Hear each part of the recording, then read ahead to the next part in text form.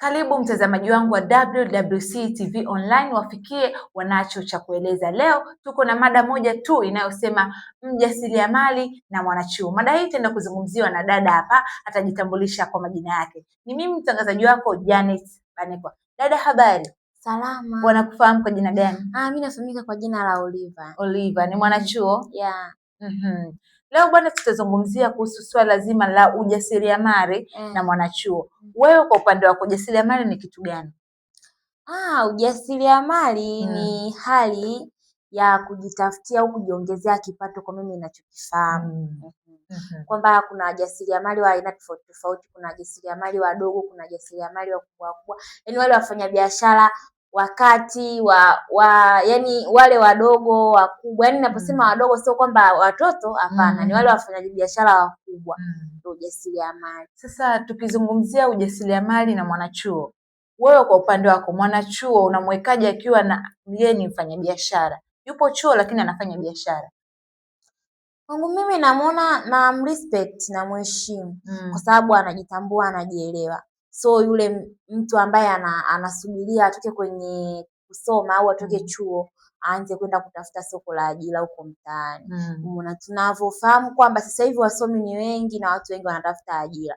Kwa hiyo unapomuona mkaka ama mdada yupo chuo lakini anafanya biashara, ni mjasiriamali, lazima umpe heshima yake kwa sababu anakifahamu kile ambacho anachokifanya.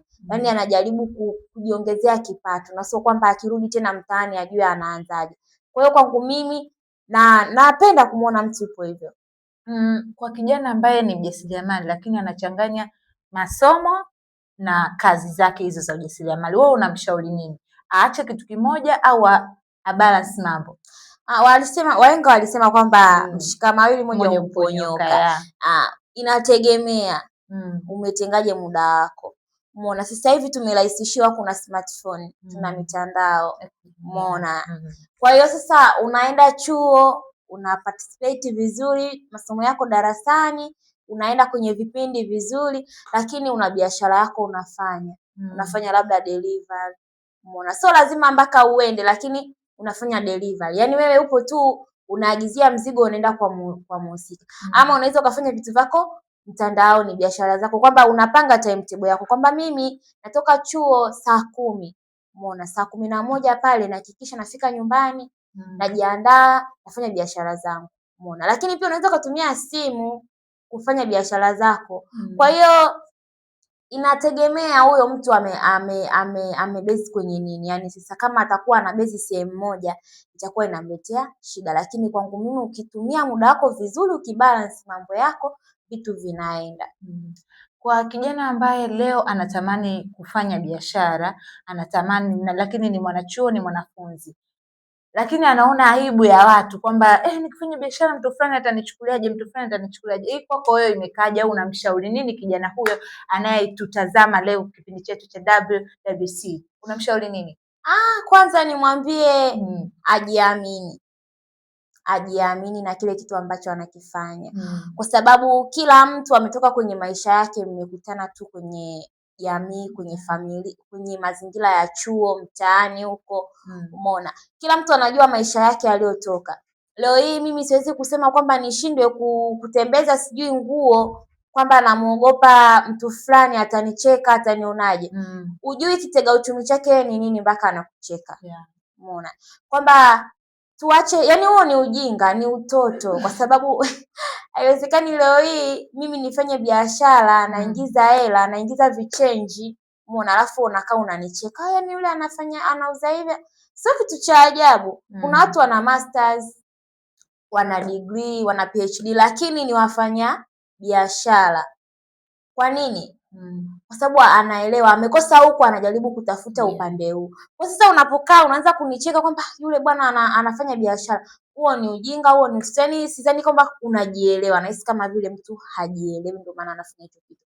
Lakini ukiwa unajielewa huwezi kumcheka, lazima utamsupport ama utaiga ule mfano na utafanya hicho kitu ambacho anakifanya. Huyu ni dada Oliva, yeye anasema ujasiriamali na mwanachuo ni kitu cha msingi sana na cha kukifanya, kwa sababu wewe unayeogopa kufanya kazi, kufanya ujasiriamali. Kijana sasa hivi maisha ni magumu, sio? Yeah. Lazima uwe ujiongeze, ujue namna ya kupata fedha zako, sio kusoma tu unaweza ukatoboa, lakini kuna mambo mengine ambayo mtu unaweza ukafanya kazi. Ametoa baadhi ya kazi ambazo unaweza kuzifanya na ukajiingizia kipato. Kwa ushauri wako, na mshauri nini kijana leo hii? Yeye anasema mimi sitaki kufanya kazi, mimi nasubiri tu nimalize chuo, hataki kujiingiza katika masuala haya ya ujasiriamali. Yani hapo nataka nizungumzie kidogo kiupana zaidi. Kuna watu ambao wapo chuoni na wanasema hawezi kufanya hizo kazi, na kuna yule ambaye anakwambia mimi na masters, huwezi ukanipa kazi eti na yani kwa mwezi na napata 500,000 300,000. Anakwambia mimi sifanyi, mimi nina elimu kubwa, mimi nimesoma. Yani huo ni ujinga. Mazeti yako umeweka sijui ukutani, sijui umeweka kwenye kabati, sijui umeweka wapi, alafu kuna mtu kwa mwezi anaingiza hela, anafanya biashara. Unamcheka yule ambaye anafanya biashara, wewe unasema mimi nina degree na masters na PhD, vyeti vyangu viko ndani. Kitu gani kitatokea?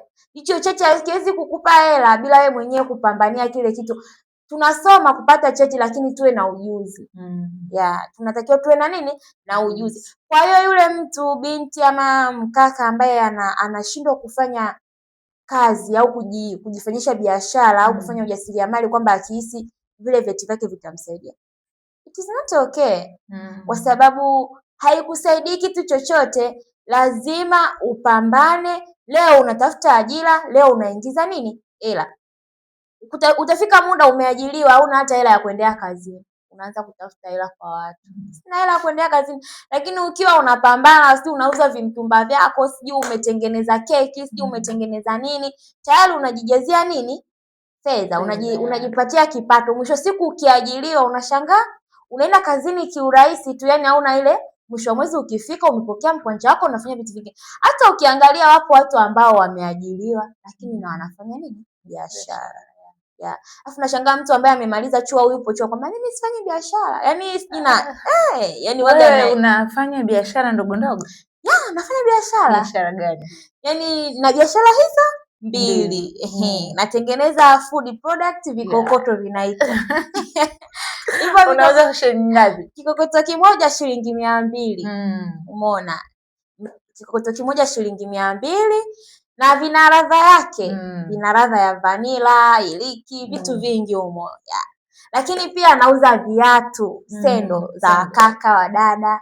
Umeona? Kwa hiyo napambana kwa sababu naamini I'm journalist, lakini kwenye media kuna mambo mengi. Kwa hiyo lazima nifanyaje? Ni fight na huko. Changamoto kubwa ambazo wewe unapitia kama mjasiriamali na ni mwanachuo. Changamoto kubwa ambayo unasema hii naipitia inanikosti sana, ni changamoto gani zaidi? Kwenye biashara, wateja. Kuna muda mteja anakuwa haiheshimu biashara yako. Vipi? Yani naposema haiheshimu, unaenda kumwambia bwana, kikokoto si ndio unauza 200? Unampelekea pale, anakuambia leo nahitaji kula kikokoto lakini sina hela. Naomba nikopeshe hata 2 400. Ukienda kumdai anakuambia 400 tu unanidai. Unakaa unajiuliza, huyu anadharau 400 wakati hiyo 400 ukikosa 400 upati ngano. Ni kweli. Upati mafuta. Kwa hiyo naona kwamba wateja wanakuwa wananikosti kutoheshimu biashara yangu, kwa sababu ninapokopesha wewe na kuheshimu mteja wangu. Una shida, lakini unaweza kufanyaje? Utaweza kunirudishia hela yangu kwa muda fulani. Lakini unapokuja unasema mpaka 400 unanidai, inakuwa sio vizuri. Pia kwenye viatu unamwambia mtu, anakwambia nipe hizi sendo nimezipenda, ndani ya wiki 2 njoo chukua hela yako. Unaenda pale, anakuzungusha. Mara subiri nitakuingizia kwenye simu baadaye, hela uioni. Kwa pale pia unakuwa unachoka, unafanyaje? Unakata tamaa. Tunawapenda wateja zetu, tunawaheshimu, tunawajali.